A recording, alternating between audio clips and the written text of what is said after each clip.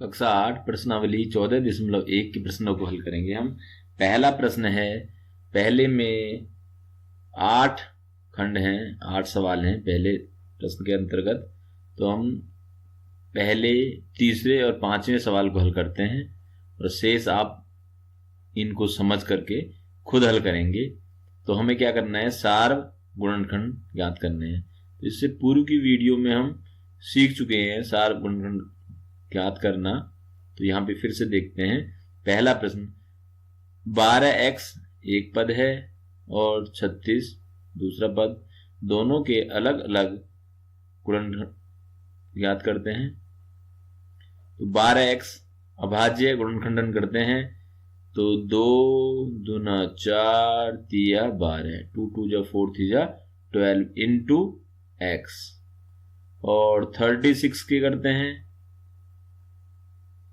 तो ये हो गया 2 इंटू 2 इंटू 3 इंटू 3। तो मैंने यहाँ पे सीधे किया है, आपको इस तरह से नहीं आता है तो आप पहले अलग से गुणनखंड कर लेंगे। जैसे हमने वर्ग वर्गमूल में, घन घनमूल में भी सीखा है, इससे पहले भी हमने बीजीय व्यंजकों को हल किया है, तो वहां पे भी किए थे। तो उस तरह से ही करें। यहाँ पे देखें, लॉसो मॉसो के लिए भी हमने गुणनखंड किए थे। तो यहाँ 2 से करते हैं, कितना आ गया 18, फिर 2 से किया, कितना आ गया 9, फिर 3 से। तो अभाज्य संख्याओं के गुणा के रूप में लिखना, ये कहलाता है अभाज्य गुणनखंडन। तो अभाज्य गुणनखंडन यहाँ पे किया 36 का, ऐसे ही 12x का। अब देखें इनमें क्या क्या कॉमन है, वही सार्व गुणनखंड होंगे।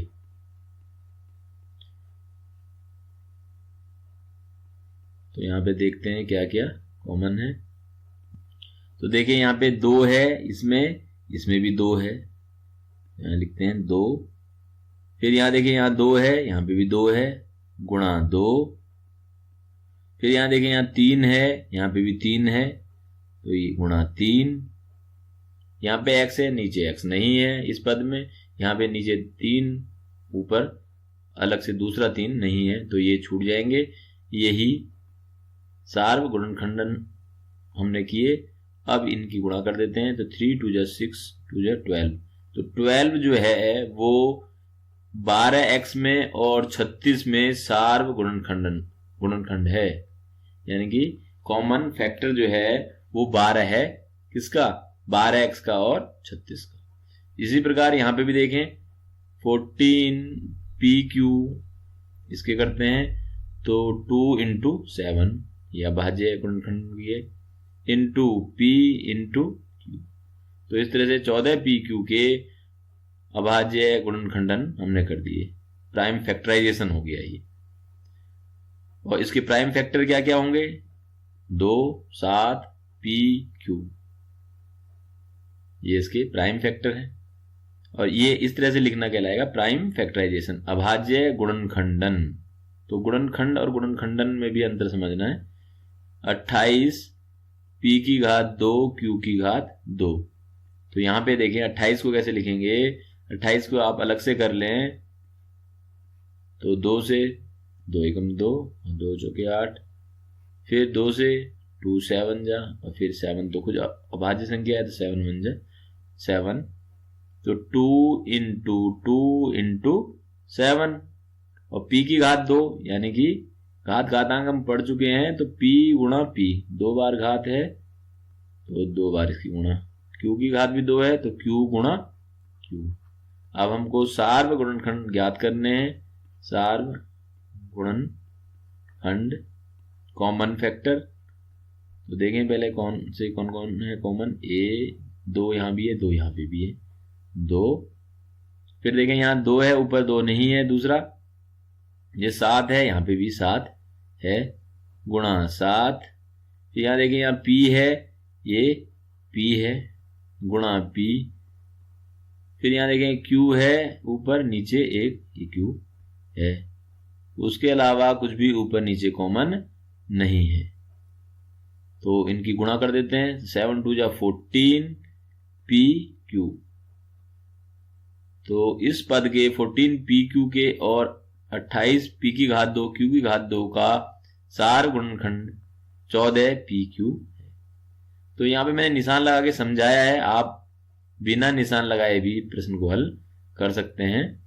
इसी तरह से अगला देखें, यहाँ 3 पद हैं, 1 2 3। अभी तक हमने 2 पदों में सार गुणनखंड यानी कि प्राइम फैक्टर, कॉमन फैक्टर ज्ञात किए।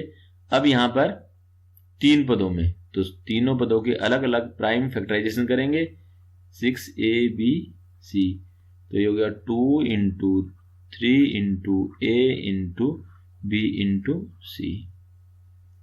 फिर 24 a की घात 2, सॉरी a b की घात 2, तो 24 को 2 दूना 4 दूनी 8 दिया 24, आप अलग से 24 के निकाल लें, गुणा a और b की घात 2 है तो b गुणा b। फिर 12 a की घात 2b, तो 12 के 2 2 जा 4 3 जा 12। a की घात 2 है तो 2 बार गुणा a और b a की बार है गुणा b। अब इन तीनों पदों में सार्व गुणनखंड ज्ञात करना है, कॉमन फैक्टर गुणनखंड। तो देखें ऐसे कौन कौन से पद हैं जो तीनों में हैं। तो पहले में देखें 2 है, दूसरे में भी 2 है, तीसरे में भी 2 है, तो यहां पे 2। फिर देखें पहले में 3 है, दूसरे में 3 है और तीसरे में भी 3 है, गुणा 3।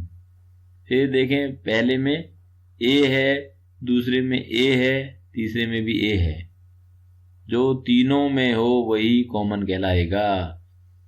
पहले में b है, दूसरे में b है, तीसरे में b है, गुणा b। उसके अलावा देखें c पहले में है, दूसरे और तीसरे में नहीं है, दूसरे वाले में और 2 भी हैं लेकिन ऊपर पहले पद में नहीं है, दूसरे में तो है, तो ये कॉमन नहीं कहलाएगा। तो 3 पदों की बात हो रही है, तो वो पद जो तीनों में हो, उभयनिष्ठ हो, कॉमन हो, सार्व हो, उसको ही लेना है। तो ये इतने ही पद हैं जो तीनों में हैं। तो ये 3 2 जा 6ab, तो 6ab जो है वो इन तीनों पदों का सार्व गुणनखंड है। तो 8वां सवाल और देखते हैं पहले का। तो इसमें भी 3 पद हैं, तो तीनों पदों के अलग अलग पहले प्राइम फैक्टराइजेशन करते हैं। तो 3x स्क्वायर y की घात 3, तो 3 गुणा x गुणा x गुणा y गुणा y गुणा y, और फिर 10x की घात 3 y की घात 3 के, तो ये 10 के प्राइम फैक्टराइजेशन 2 इंटू 5 x की घात 3 के, तो x इंटू x 3 घात है तो 3 बार, y भी घात 3 है तो y इंटू y, और 6x की घात 2 y की घात 2 इंटू z, तो ये होगा 2 3 जा 6 और इंटू x 2 बार है घात, इसकी घात 2 है y की भी, और z 1 बार। अब देखें सार्व गुणनखंड ज्ञात करने हैं, कॉमन फैक्टर बताने हैं। तो देखें ऐसे कौन कौन से पद हैं जो सब में हैं। तो देखें पहले में 3 है, दूसरे में 3 नहीं है और तीसरे में 3 है, तो 3 सब में नहीं है।